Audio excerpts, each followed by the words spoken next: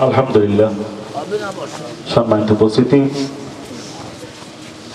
মাগরিবের পর থেকে নিয়ে আপনারা এতক্ষণ পর্যন্ত যেভাবে কষ্ট করে এই মাহফিলের ময়দানকে পরিপূর্ণ রেখেছেন, আল্লাহ আপনাদের সকলকে কবুল করে নিন।